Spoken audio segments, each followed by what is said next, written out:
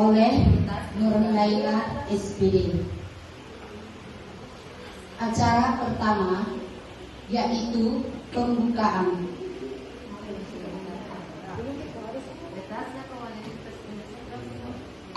Acara berikutnya menyanyikan Indonesia Raya. Hadirin dimohon berdiri.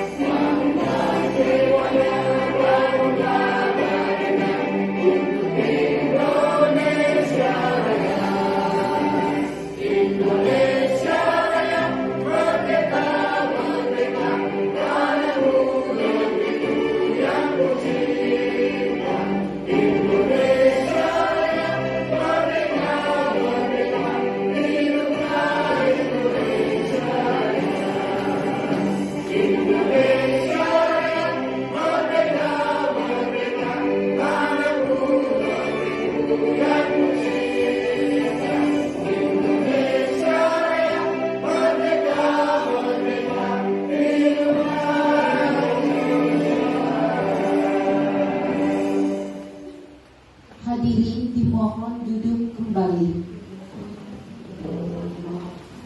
Acara berikutnya sambutan oleh Kepala Sekolah SMK Negeri Pangkep, dengan hormat disilahkan.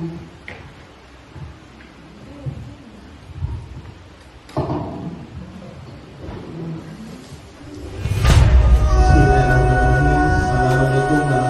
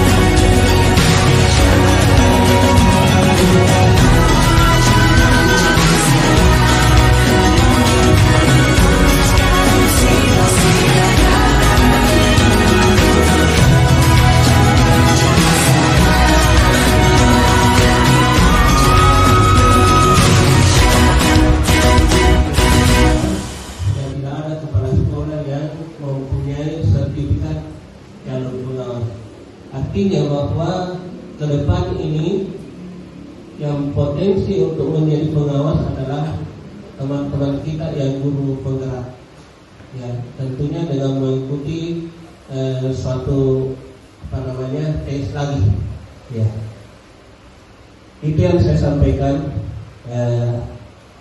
Kita doakan bersama, mudah-mudahan saudara kita ini Ibu Nurlela SPD bisa menyelesaikan tugas-tugasnya sebagai guru penggerak secepatnya. Demikian penyampaian saya. Wassalamualaikum warahmatullahi wabarakatuh.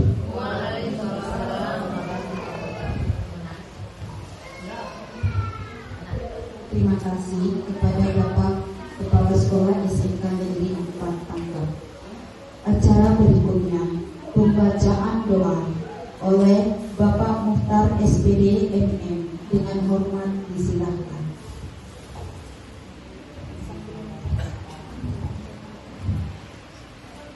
Assalamualaikum warahmatullahi wabarakatuh. Bismillahirrahmanirrahim. Alhamdulillahirabbil alamin. Allahumma shalli ala Muhammad wa ala ali Muhammad.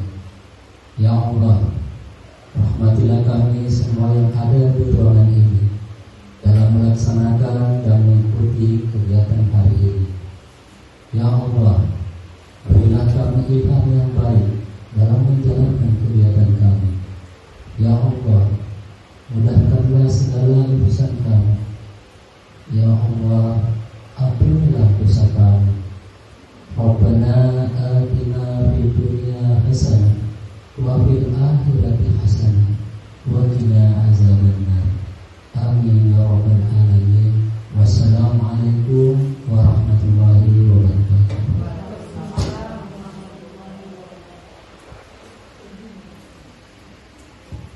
Acara berikutnya pemaparan materi budaya positif oleh Ibu Nurlela SPD CGP Angkatan 9 SMK Negeri 4 Pangkep. Dengan hormat disilahkan.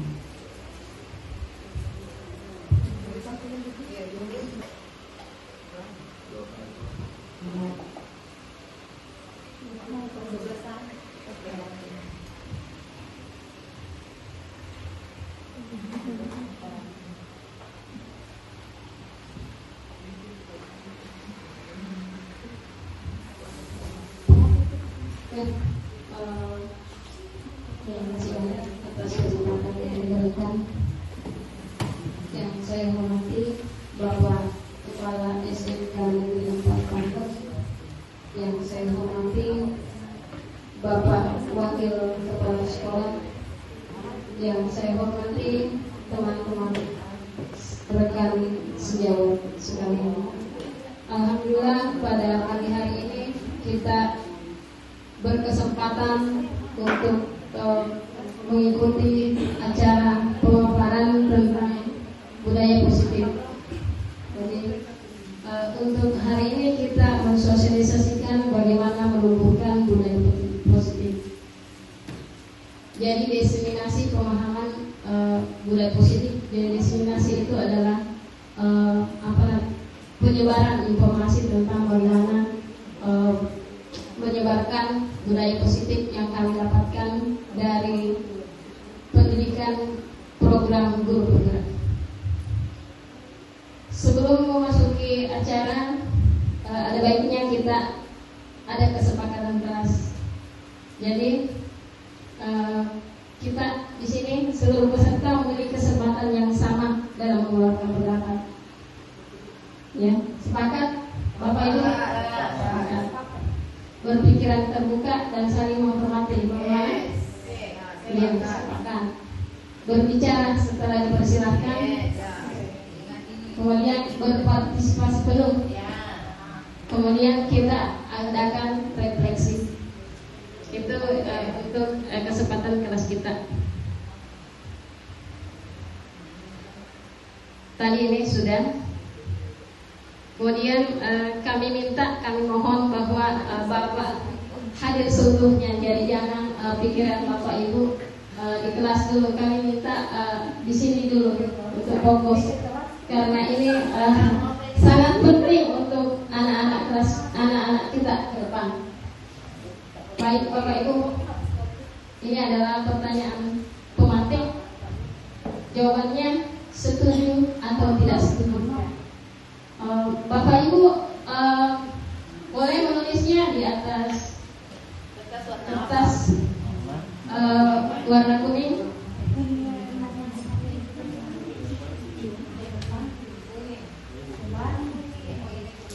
Apakah hukuman dapat mendisiplinkan anak?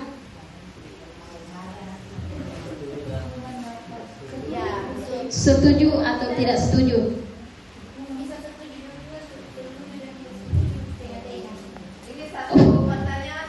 Iya, satu pertanyaan, satu pulpen. Ada di plastik. Kemudian berikutnya pemberian hukuman dengan hal positif seperti membaca atau membersihkan halaman sekolah. Apakah dapat meningkatkan disiplin anak? Ini menurut Bapak Ibu. Kemudian yang ketiga, apakah memberi penghargaan dapat meningkatkan motivasi belajar anak? Setuju atau tidak? Dipersilahkan. Ya, warnanya kuning dengan orange. Jadi kita ulangi, hukuman dapat mendisiplinkan anak, setuju atau tidak?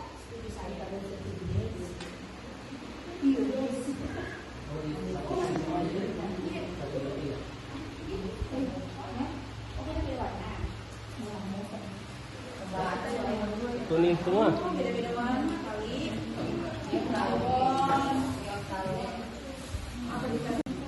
Sudah selesai Bapak Ibu? Bisa ditempel mungkin di papan bawah sini, di atas sini, hukuman setuju dan tidak setuju. Di sebelah sini, setuju, setuju, setuju.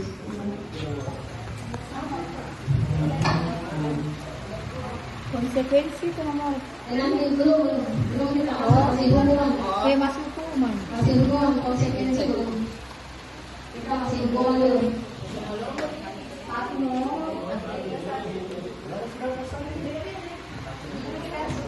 Itu banyak. Ini tuh jadi kasih tangkap. Itu orange, bukan kuning. Tidak ada kuning sambal. Tidak ada kuningku, tidak ada kuningku saya. Yang penting tempel di bawahnya. Yang penting memonsak.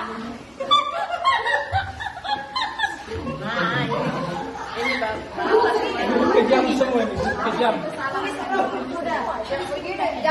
Geri kejam. Dia setuju kalau dihukum.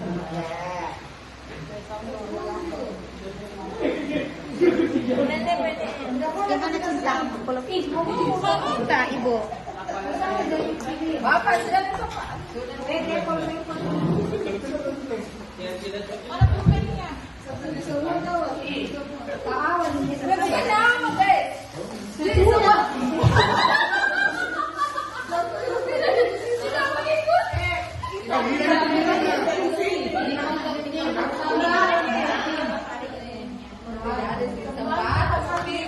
Oke, sudah Bapak Ibu. Kita lihat dulu. Sudah, dan mayoritas kita setuju ya bahwa menghukum itu mendisiplinkan anak, memberikan hukuman dengan hal positif seperti membaca, membersihkan halaman dapat meningkatkan kedisiplinan, memberi penghargaan dapat motivasi anak. Nanti Bapak Ibu akan kaget. Selanjutnya, ini yang akan kita bahas, disiplin positif dan nilai-nilai kebajikan universal. Kemudian teori motivasi, hukuman, penghargaan, dan restitusi. Itu nanti akan terjawab Bapak Ibu. Kemudian keyakinan kelas, kemudian kebutuhan dasar manusia dan dunia berkualitas, kemudian ada restitusi 5 posisi kontrol, dan ada segitiga restitusi. Baik Bapak Ibu, kita lanjut ke eksplorasi konsep dulu, disiplin positif dan nilai-nilai universal. Ketika kita memiliki teman, ya, kita memiliki teman, kita coba ambil kertas Bapak Ibu, kemudian genggam. Ketika ada orang yang mau mengambilnya, barang itu sangat berharga. Apakah Bapak Ibu akan mempertahankannya? Dipertahankan. Oke, kalau Ibu Jomrawati, kenapa memilih mempertahankan?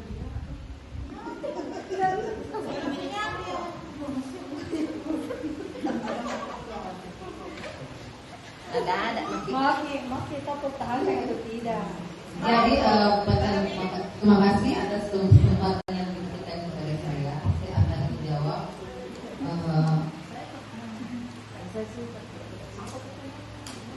Apakah kita mempertahankan atau Apabila saya memiliki sesuatu yang berharga, apakah saya akan mempertahankan atau melepasnya? Jadi ini kalau menurut saya tergantung kebutuhan yang mau dikasih. Kalau misalnya orang itu sangat membutuhkan, dia tidak bisa hidup tanpa ini, berarti kita harus memberikan kepada dia. Oke, terima kasih.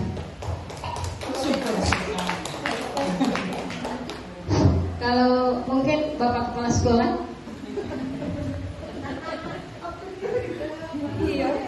Oke, jadi kalau barang berharga itu yang pertama tadi sampai dulu ya dilihat kondisinya.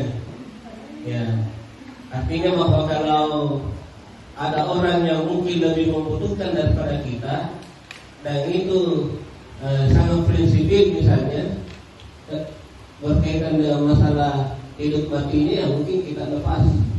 Ya, tetapi kalau tidak, ya apalagi kalau sangat kita butuhkan, ya maka mungkin akan kita genggam terus dan untuk melindungi secara terus menerus. Ya, apalagi kalau didapatkan itu juga dengan perjuangan yang keras. Ya, oke. Oke, terima kasih banyak Bapak Ibu atas jawabannya. Jadi sebenarnya kasus ini adalah itulah sebenarnya potensi anak kita. Ketika dia memiliki potensi yang sangat besar, maka apapun yang kita lakukan kepada dia tidak akan melepas. Dia akan seperti itu karena dia punya potensi. Dan apapun pengaruh dari luar, dia tidak akan lepas. Jadi kesimpulannya, kontrol emosi, kontrol diri untuk berkembang itu tergantung pada anak kita sendiri. Jadi apapun yang kita katakan kalau tidak sesuai dengan kontrol jiwanya, maka tidak akan pernah berhasil. Itu maknanya permainan ini, Pak. Terima kasih. Kemudian kita lanjut. Ini adalah beberapa ilusi kita tentang guru, bagaimana kita sebagai seorang pendidik. Jadi kita itu selalu berilusi bahwa kalau kita guru itu selalu pasti mengontrol murid. Itu ilusi kita, toh? Bahwa kritik yang membuat orang merasa bersalah dapat menguatkan karakter. Benar Bapak Ibu? Itu menurut kita. Selama ini selaku saya pun sebenarnya begitu juga. Kemudian ilusi bahwa semua penguatan positif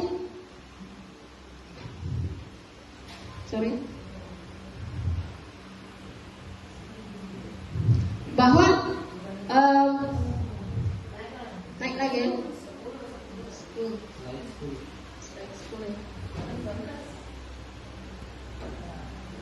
Jadi ilusi kita bahwa penguatan positif, efektif dan bermanfaat. Itu menurut kita. Kemudian bahwa orang dewasa itu memiliki hak untuk mengatur anak atau kita berhak memaksa mereka. Ini kan ilmu kita sebagai seorang guru, ya.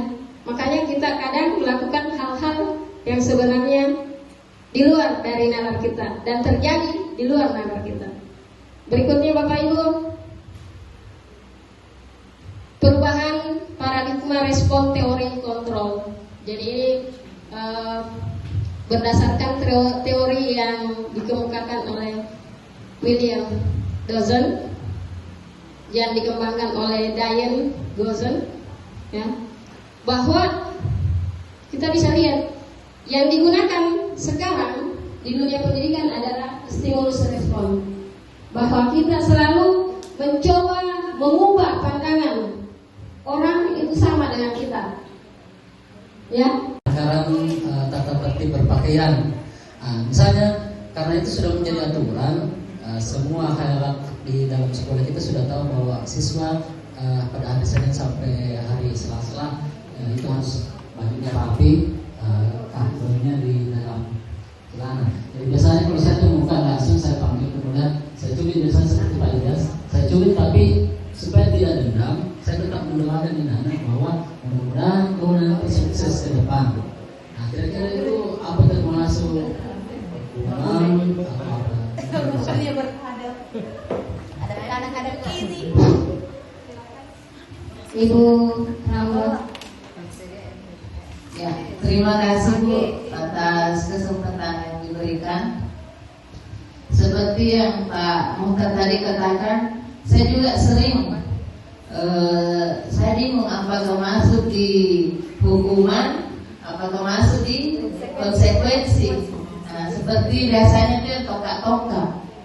Ya. Tetapi biasanya itu saya mahasiswa baru, saya sampaikan kalau pertemuan pertama, nak tolong rambutnya kalau panjang tolong digunting, nah, sesuaikan dengan aturan yang ada di sekolah kita.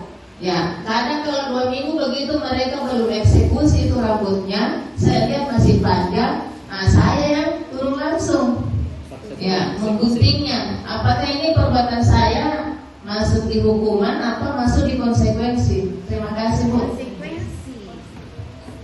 Ada pernyataan Bu? Oke, terima kasih banyak Bapak Ibu Aturan untuk pertanyaannya. Jadi jelas tadi bahwa hukuman itu ketika kita tidak pernah sepakat, tidak ada kesepakatan, langsung memberikan sesuatu yang sok terapi, itu adalah hukuman. Sepanjang kita pernah berkomunikasi dengan anak ini dengan bahasa yang bagus dan ada perjanjian bahwa ketika tiba hari H tidak dicukur rambut, maka itu adalah konsekuensi. Itu. Dan harus anak-anak itu setuju. Jangan sampai kita saja yang sebenarnya setuju. Kan kadang seperti itu, kita iya, anak-anak tidak. Jadi akhirnya dia protes. Makanya inilah yang kita masukkan ke restitusi.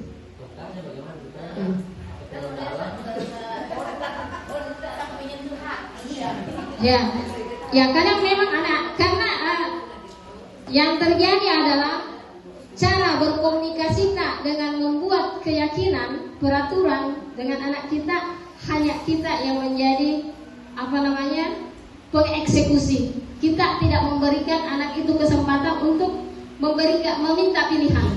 Kita yang memberikan pilihan, toh? Iya. Berarti itu sebenarnya kalau ditilik ke sana itu hukuman. Konsekuensi itu ketika ada kesepakatan. Kalau tidak, Ya. potong besok mau apa? Ya. Betul. Kalau dia bilang silakan potong rambut saya, berarti itu konsekuensi. Belum saja, saya juga kalau dalam pandangan kita, ini masih mood, kita punya pemikiran, ada kita begitu. Ini ibu mau potong rambutmu, lalu setuju atau tidak? Berikan kesempatan 1 minggu. Saya sudah potong besok, oke. Kalau besok anak potong ini, Baru satu sini dieksekusi. Makanya ibu ada namanya berpikir cepat dan ada namanya berpikir lambat. dalam memutuskan sesuatu tidak selamanya harus diputuskan secara cepat. Ada yang harus dipikirkan dulu efeknya. Jangan sampai kita mengatakan ini konsekuensi ternyata masuk pidana. Apalagi sepindah deh. Masuk pidana. Pidana Bapak Ibu, ketika orang itu tidak menginginkan dan merasa tersakiti ketika anak itu melaporkan kita, maka itu bahaya untuk kita. Tapi itu kan ada di sekolah, di dalam sekolah, masa masuk pidana? Yang jelas Ya fisik. Karena kalau Bapak Ibu melakukan hal seperti itu, alangkah bagusnya kita berpikir lambat. Ketika kita mencukur anak konsekuensi, kita lihat HAM juga. HAM. Jangan sampai kita cukur rambut kemudian kita kena HAM. Itu kan? Dan alasan kita itu adalah kesepakatan. Ternyata kita, anak kita tidak sepakat. Kita saja mengatakan sepakat. Kalau memang anak sepakat, tidak sepakat. Ya, makanya dicarilah restitusi. Maka dikasihlah restitusi ini. Bangun dialog.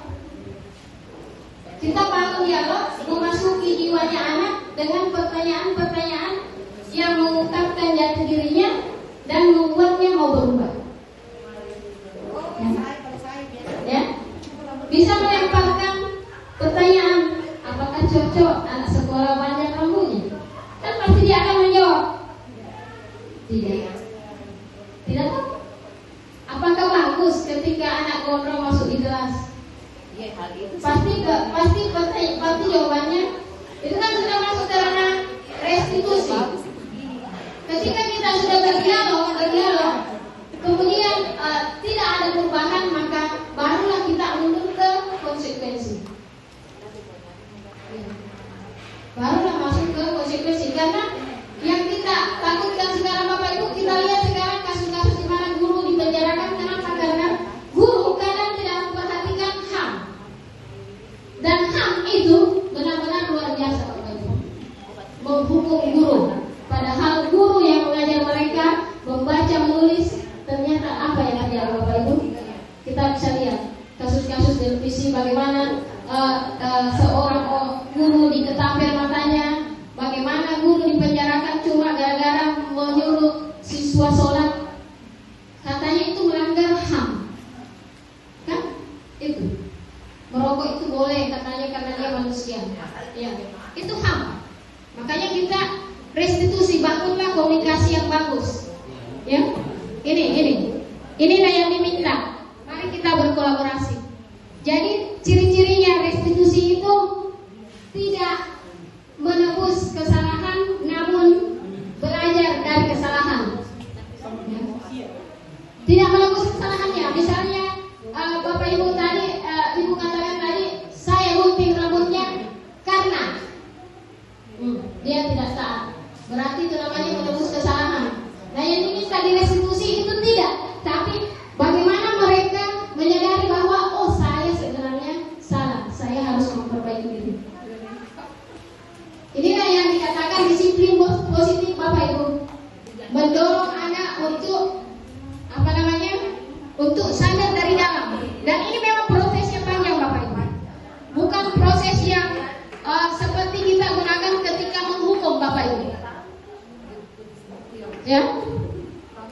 Kemudian berikutnya ketika kita menggunakan restitusi, memperbaiki hubungan. Tapi kalau kita menggunakan konsekuensi atau hukuman, rusak hubungan kita, dia akan benci kita. Ya, karena tidak dibesarkan hatinya, tidak divalidasi kesalahannya, langsung track, sudah selesai. Berikutnya, restitusi itu Bapak Ibu adalah tawaran, bukan dipaksa, tapi ditawarkan. Tawaran. Kemudian restitusi itu menuntun anak untuk melihat ke dalam diri. Jadi ini teknik guru BK. Teknik guru BK yang diajarkan kepada seluruh guru umum. Ya. Kemudian berikutnya, mencari kebutuhan dasar yang mendasari tindakannya. Mereka mungkin gondrong karena idolanya, atau mereka gondrong karena merasa keren kalau gondrong. Nah, itu. Jadi itu juga kita harus hargai mereka. Ya. Ya, bukan. Tidak seperti itu Bapak Ibu, pandangan kita. Itulah fungsinya kita membangun restitusi sehingga dia bisa kembali ke aturan tanpa dipaksa. Artinya mereka berproses secara disiplin, dikasih kembali ke jalan yang lurus, benar. Baru ya. Memang berat Bapak Ibu. Inilah tugas kita ke depan, dan ini yang kita mau bangun. Karena kita tidak ingin guru kita ada di penjara, guru kita diketapel, guru kita diparangi. Tidak mau kita. Bangunlah restitusi. Ya. Jangan kita mengatakan wah dia salah kita. Berarti kita bukan guru, berarti kalau seperti itu. Berat Bapak Ibu, setimpal dengan sertifikasi mungkin. Ya, karena kita diarahkan untuk betul-betul menjadi guru yang profesional, yang bisa menangani orang, bukan menangani mesin. Betul-betul kita bagaimana membentuk anak itu menjadi orang yang disiplin sehingga dia tumbuh nanti menjadi manusia yang betul-betul utuh, disiplin dari dalam, bukan karena takut ini baru masuk kerja, takut dipotong ini baru masuk kerja. Itu Bapak Ibu, terima kasih. Kemudian berikutnya kita fokus pada karakter, bukan tindakan. Jadi karakternya anak mau diperbaiki. Kemudian fokus pada solusi. Solusi apa yang kita tawarkan, apa yang mereka minta. Ya. Kemudian berikutnya mengembalikan murid yang berbuat salah pada kelompoknya. Kan kadang karena berbuat salah anak-anak jadi minder, tidak mau di sekolah. Nah ini yang kita tidak inginkan Bapak Ibu. Sehingga dibangunlah restitusi ini. Untuk membangun ini yang kita butuhkan adalah keyakinan kelas. Kita harus membangun keyakinan.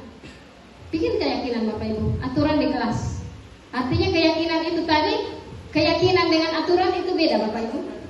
Jadi aturan itu adalah yang dinaungi oleh aturan itu dinaungi oleh keyakinan. Ya. Jadi tadi misalnya kalau angkat tangan, kalau mau bicara angkat tangan berarti itu adalah aturan. Keyakinannya yang kita pahami bahwa kalau angkat tangan berarti apa? Saling menghormati, menghargai. Itu Bapak Ibu. Bangunlah keyakinan kelas. Setiap guru bangunlah keyakinan kelas, ya, supaya semua aman, semua aman. Berikutnya, mengapa tidak peraturan saja? Mengapa harus keyakinan?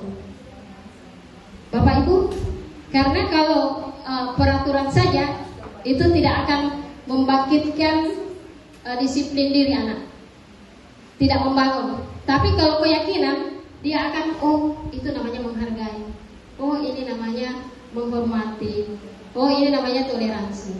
Itu kenapa kita tidak aturan tapi keyakinan kelas.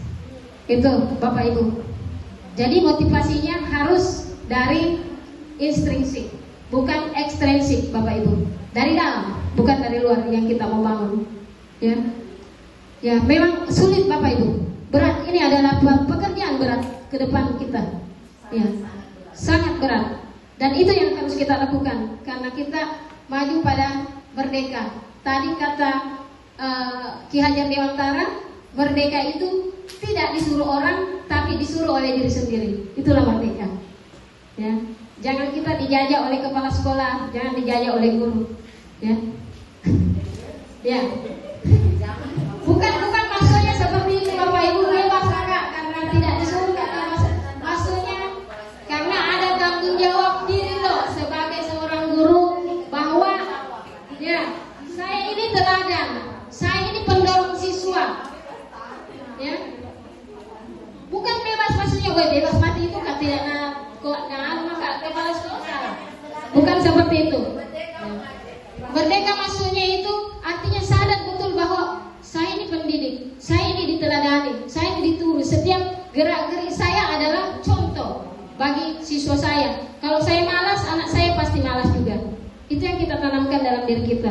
Karena kapan kita hanya, tadi saya bilang hanya takut sama kepala sekolah, takut mengawas, itu nonsense, hasilnya itu nol. Karena kita hanya mengerjakan konsekuensi, bukan disiplin positif yang kita bangun. Ya. Akhirnya yang terjadi kan seperti ini, kita setengah mati Bapak Ibu. Ya, setengah mati kita mendidik anak kita. Karena selalu motivasi ekstrinsik yang sehingga dahulukan. Ketika sadar bahwa kita adalah seorang pendidik, maka jadikanlah dirimu adalah pendidik. Ya, sadar. Jangan karena biar bisa dikurangi TTP. Jangan Bapak Ibu. Ada tanggung jawab moral di sini. Tumbuhkan tanggung jawab moral di hati kita bahwa saya ini pendidik. Saya ini adalah tiruan siswa saya. Ketika saya malas, maka tidak mungkin saya bisa membentuk siswa yang rajin.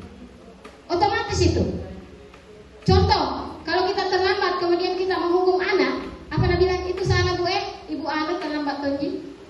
Bayangkan itu. Kita itu sudah diinjak anak selalu seperti itu modelnya. Kenapa? Karena motivasi kita selama ini cuma ekstrinsik. Ya, itu. Sadar atau tidak Bapak Ibu, saya juga pernah melakukan. Ya, semoga tidak terulang dan kita akan menjadi lebih baik sehingga sekolah kita ini akan lebih baik ke depan. Kemudian jadi peraturan kelas itu berasal dari yang kecil, kemudian keyakinan kelas, kemudian ada lingkungan, akan terbentuk keyakinan kelas. Ketika ada peraturan kelas, jadi diawali dulu dengan peraturan kelas, kemudian nanti akan terbentuk keyakinan kelas. Setelah keyakinan kelas, maka akan terjadi lingkungan yang positif. Semua akan sadar, Bapak Ibu.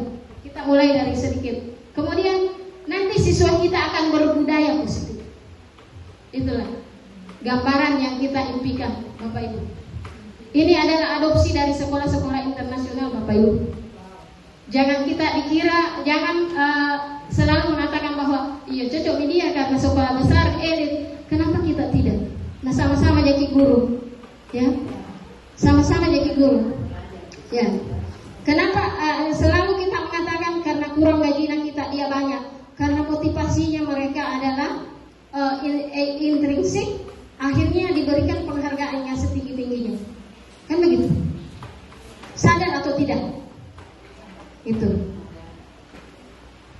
Berikutnya Bapak Ibu, kita bikin kesepakatan kelas. Ya, ini tadi kita bikin kesepakatan yang akhirnya nanti akan menimbulkan keyakinan kelas seperti ini. Bisa mungkin tidak sampai ke situ, nanti kita masuk ke sini. Jadi ada namanya tabel Y dan tabel T. Jadi kalau tabel Y itu terdengar, kalau hormat, yuk saya bantu. Kalau kelihatan berempati sama orang lain. Kalau berperilaku tersenyum ramah. Ini yang kita mau itu. Ya. Kemudian hormat itu datang tepat waktu. Kalau terlambat seperti tidak terlambat. Paham Bapak Ibu?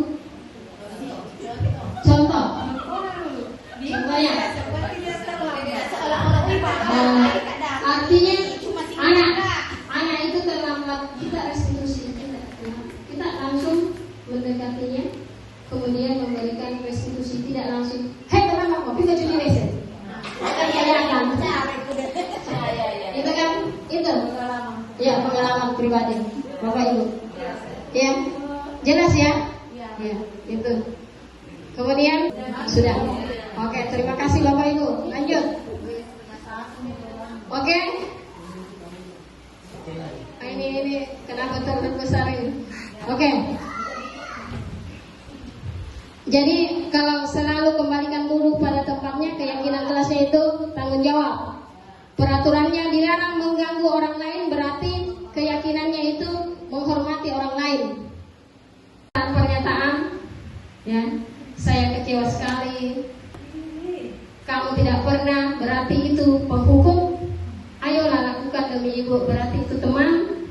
Apakah kamu mau mendapatkan bintang? Berarti itu pemantau. Kemudian bagaimana kamu bisa menyelesaikan, berarti berarti memberikan pilihan untuk menyelesaikan masalah sendiri, berarti itu adalah seorang manajer mengatur. Kemudian kamu selalu paling terakhir, berarti itu adalah penghubung.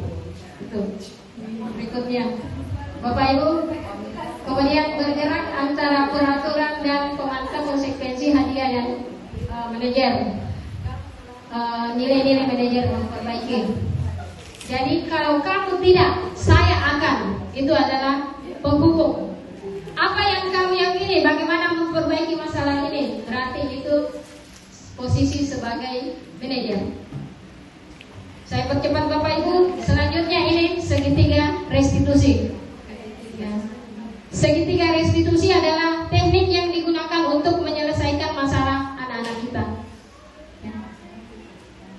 Jadi restitusi itu segitiga, segitiga restitusi itu yang pertama yang kita lakukan adalah menstabilkan identitasnya. Ya, menstabilkan identitasnya.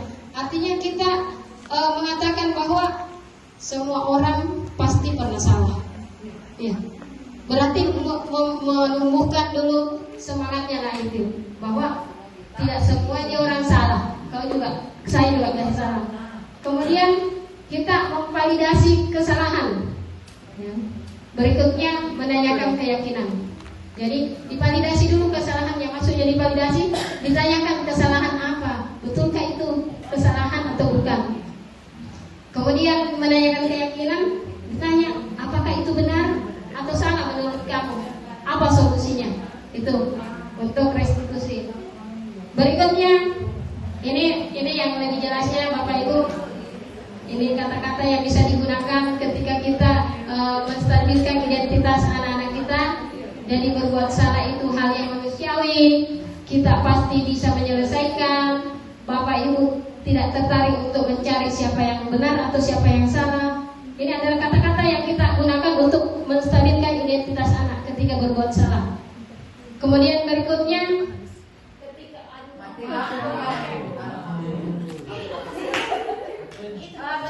Bapak Ibu, memvalidasi kesalahan, kita bisa menanyakan bahwa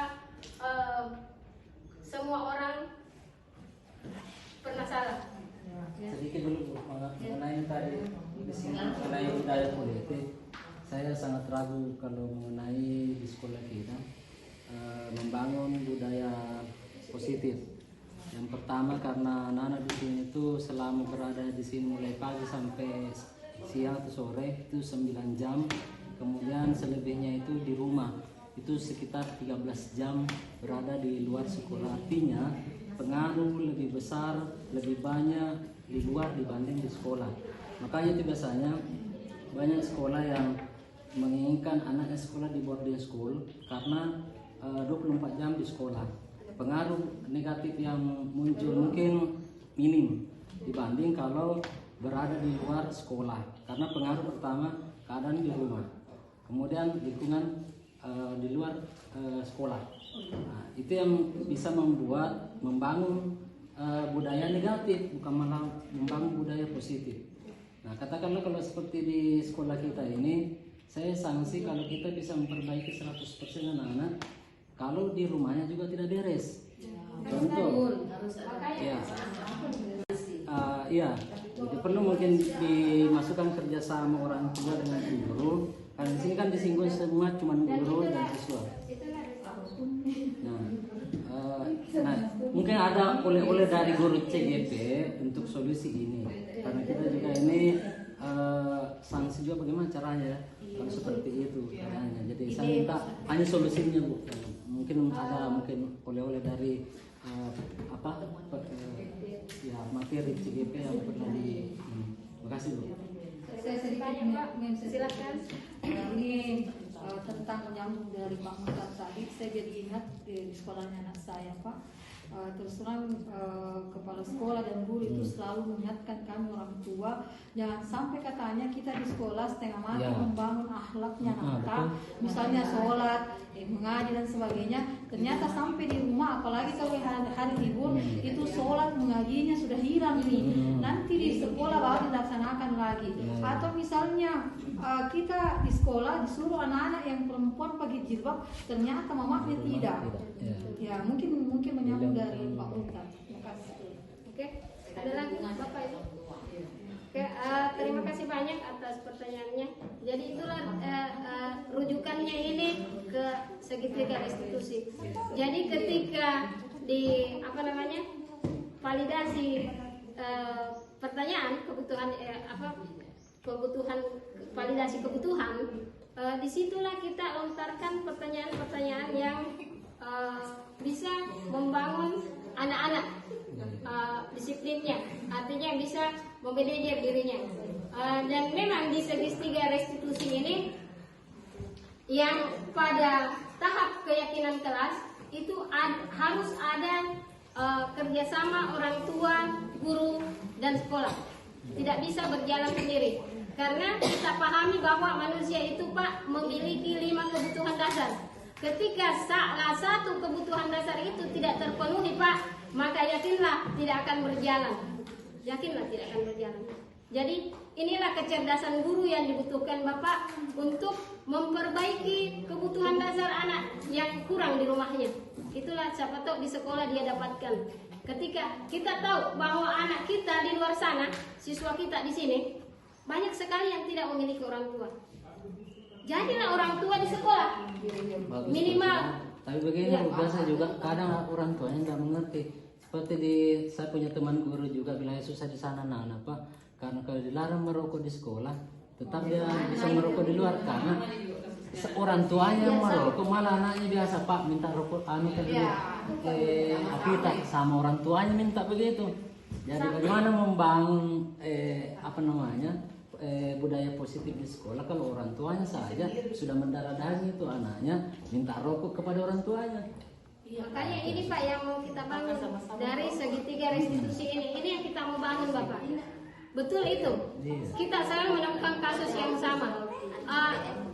Dan memang pengaruhnya mungkin agak kecil, tapi minimal kita sudah berusaha untuk membangun budaya positif itu Bapak. Tidak mungkin kita mencapai sebuah kesempurnaan ketika tidak pernah melakukannya. Tidak akan pernah ada pembenaran Bapak kalau kita tidak pernah melakukan kesalahan. Orang benar akan benar ketika pernah melakukan kesalahan. Tapi kalau kita tidak pernah berani mau merubah apa yang kita punya, kita masih mau menerapkan sistem hukum, sistem konsekuensi, maka hasilnya Bapak kita akan menghasilkan siswa-siswa yang hanya disiplin ekstrinsik berbudaya positif. Kenapa? Karena inginkan dari merdeka belajar. Jadi jangan kita katanya tadi merdeka itu berarti merdekalah semua. Tidak Bapak. Tidak seperti itu bahwa merdeka tidak lagi mengikuti aturan, bukan seperti itu. Merdeka berarti disiplin, merdeka menggerakkan dirinya karena merasa bertanggung jawab, merasa punya kebutuhan, merasa harus memenuhi kebutuhan dasar manusia itu sebagai manusia, bahwa kami butuh pengakuan, kami butuh survival, butuh kita bekerja karena terima anak-anak kita. Kita di sini karena mau happy. Jangan kita merasa bahwa kita mengajar adalah penyiksaan. Maka yang terjadi ketika kita merasa mengajar itu penyiksaan, maka sekali lagi Bapak tidak akan maksimal cara kita mengajar. Ya. Berikutnya jadi Assalamualaikum Aulia. Waalaikumsalam Ibu. Aulia, saya dengar dari guru piket katanya kamu sering datang terlambat ya? Iya Bu. Menurut ingatan kamu, sudah berapa kali kamu terlambat? Sudah sekitar 7 kali Bu. Terlambat itu pelanggaran atau bukan? Iya Bu. Baik Aulia, terlambat itu manusiawi. Setiap orang pasti pernah terlambat. Yang terpenting kamu mau memperbaikinya dan berusaha untuk tidak terlambat lagi. Oke Aulia, sekarang kita cari solusinya. Bagaimana? Setuju? Setuju Bu. Aulia sering terlambat pasti punya alasan. Kenapa sih Aulia sering terlambat? Iya Bu, saya sering begadang sambil main HP jadi kurang tidur Bu. Kamu tahu keyakinan kelas yang kita sudah sepakati? Tahu Bu. Kalau sering terlambat sesuai tidak dengan keyakinan kelas kita? Tidak. Kamu tahu keyakinan kelas apa yang kamu langgar? Disiplin. Ya, disiplin. Menurut kamu disiplin itu penting tidak bagi kamu? Penting Ibu, karena dengan saya datang ke sekolah saya tidak akan ketinggalan pelajaran dan dapat menghargai waktu dan menghormati orang lain, Bu. Betul sekali, Aulia. Menghargai waktu itu penting dan sangat bermanfaat bagi kamu. Seperti kita bisa menghargai orang-orang di sekitar kita, pekerjaan kita tidak bertumpuk, dan kita juga bisa menunjukkan kepedulian kita kepada orang lain. Ya Bu, saya mohon maaf atas keterlambatan saya kali ini. Sikap kamu sangat super karena sudah berani mengakui kesalahan kamu. Dan sekarang apa yang akan kamu lakukan untuk memperbaikinya, Aulia? Saya tidak akan begadang lagi dan akan tidur lebih cepat agar tidak terlambat ke sekolah. Baik, Aulia, kamu sudah menemukan solusinya dan ibu akan bekerja sama dengan orang tuamu agar kamu tidak terlambat lagi ke sekolah. Silahkan kembali ke kelasnya. Baik Bu, terima kasih Bu atas solusinya. Sama-sama. Teori disiplinnya sudah jelas sekali Bapak. Jadi teori disiplin Bapak Ibu ya, jelas ya, bahwa dan kita membangun itu disiplin dan bahwa kita adalah guru yang sebenar-benarnya guru yang menjadi teladan. Karena merdeka yang diinginkan memerdekakan siswa dan guru bahwa mereka sadar bahwa mereka punya tanggung jawab yang sama untuk membangun negeri ini. Inilah yang kita persiapkan untuk bangsa kita. Sebenarnya masih ada sedikit. Oke, untuk terakhir Bapak, kami ingin refleksi satu kali. Refleksi. Jadi refleksi itu adalah apa umpan balik yang Bapak terima, apa yang Bapak pahami dari materi ini. Jadi dari yang saya sampaikan tadi, mungkin ada yang bisa memberikan refleksi kesimpulan. Ya, makasih Bu. Dari tadi apa yang dipaparkan oleh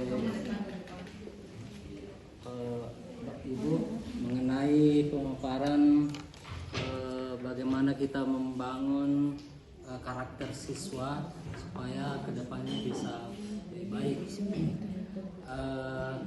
Kesimpulannya yang saya bisa ambil dari pemaparan tadi mengenai dari tiga tadi apa namanya segitiga restitusi itu memang betul adanya dan sangat bermanfaat untuk membangun karakter positif anak-anak. Utamanya tadi itu kerjasama antara guru, orang tua, dan lingkungan masyarakat. Kalau itu sudah terjaga, maka pastilah anak-anak akan terbangun karakter yang baik. Saya kira itu saja mungkin yang perlu diperbaiki. Kalau anak itu merasa bahwa semuanya mendukung dia, membangun positifnya karakternya itu akan muncul karena didukung oleh yang tiga tadi itu. Saya kira itu. Terima kasih banyak. Ada lagi Bapak Ibu yang mau memberikan refleksi?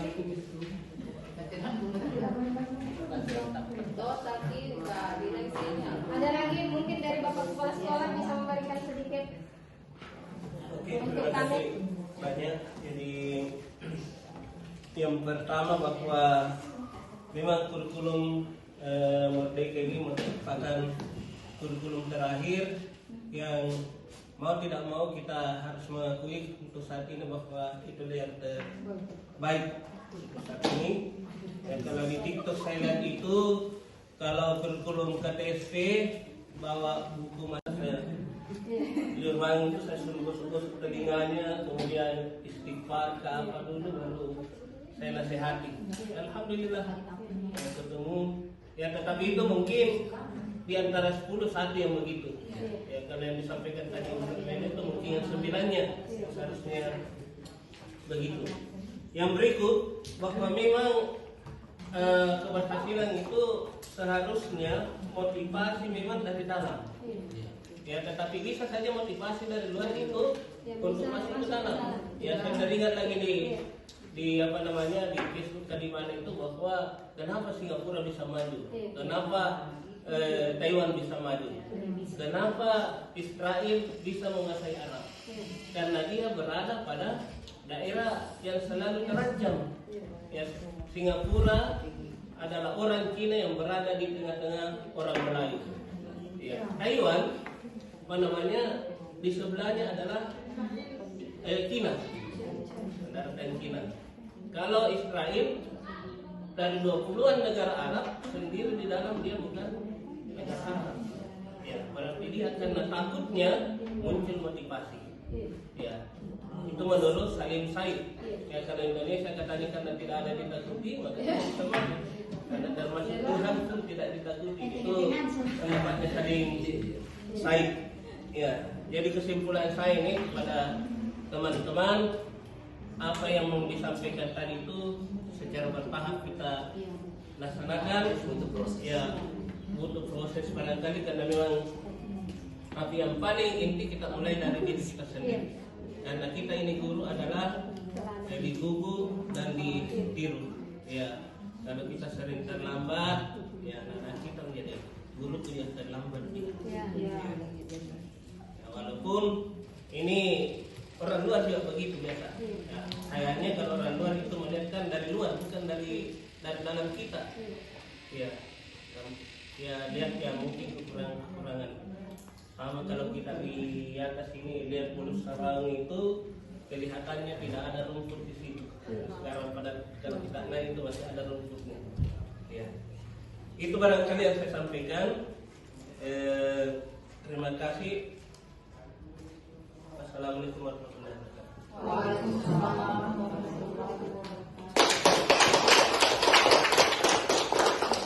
Terima kasih banyak Bapak atas pencerahannya, dan saya berharap apa yang saya bagi hari ini bisa menjadikan momentum untuk mengubah diri kita dan siswa kita menjadi manusia-manusia yang bisa menjadi super power di masa yang akan datang.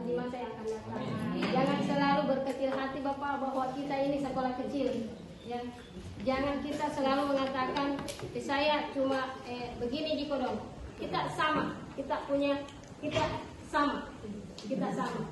Dan selalulah memotivasi diri untuk berkembang. Artinya hari ini kita dapat apa, besok kita dapat apa. Itu yang kita harus pikirkan. Ya. Demikian untuk pemaparan kali ini. Terima kasih banyak atas perhatiannya. Wabillahi taufiq wal hidayah. Wassalamualaikum warahmatullahi wabarakatuh.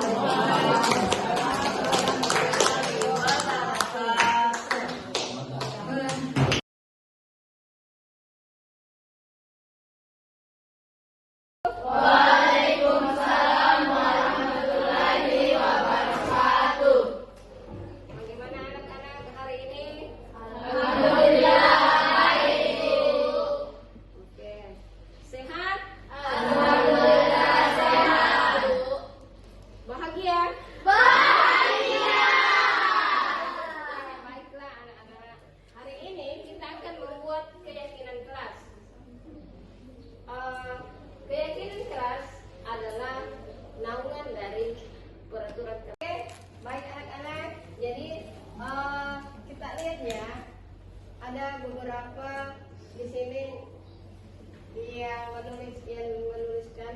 Jadi dari beberapa temanmu yang sama kita satukan.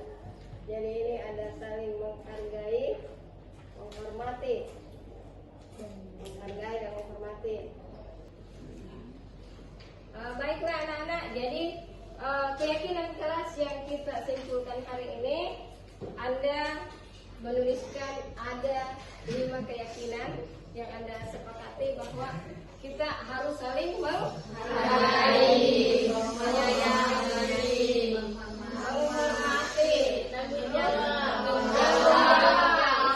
disiplin, kemudian kerja sama. Oke, terima kasih banyak anak-anak untuk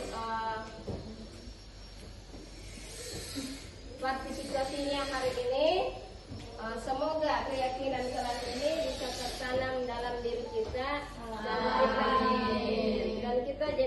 sebagai acuan untuk merubah diri kita menjadi manusia yang disiplin dari dalam, bukan karena termotivasi dari luar, bukan karena ingin takut dihukum sampai tidak datang ke sekolah tepat waktu. Jadi disiplin itu anak-anak belajar untuk menghargai diri sendiri, untuk belajar untuk bertanggung jawab, belajar untuk toleransi, belajar untuk bekerja sama yang timbul dari dalam, bukan faktor-faktor X dari luar. Cuma karena memahami bahwa disiplin itu harus dari dalam, bukan dari luar. Terima kasih banyak untuk hari ini. Kemudian sebelumnya saya ingin kita menandatangani kesepakatan kelas yang kita yakini itu benar.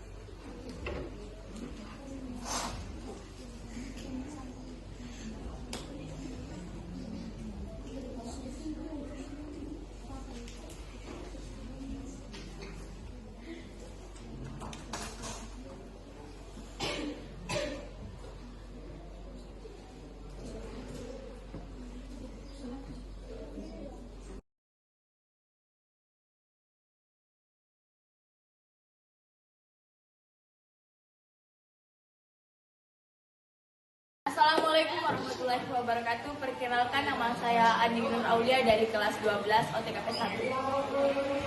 Assalamualaikum warahmatullahi wabarakatuh.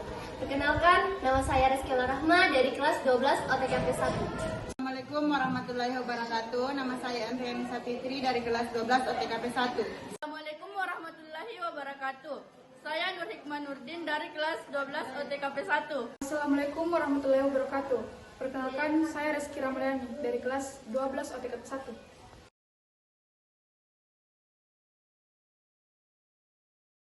Tentu senang sekali.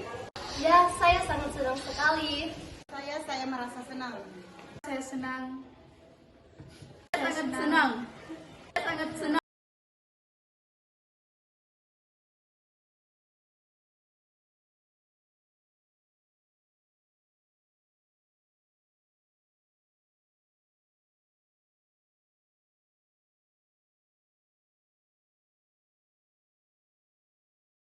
Saja penting. Ya, sangat penting. Penting. Sangat penting. Penting.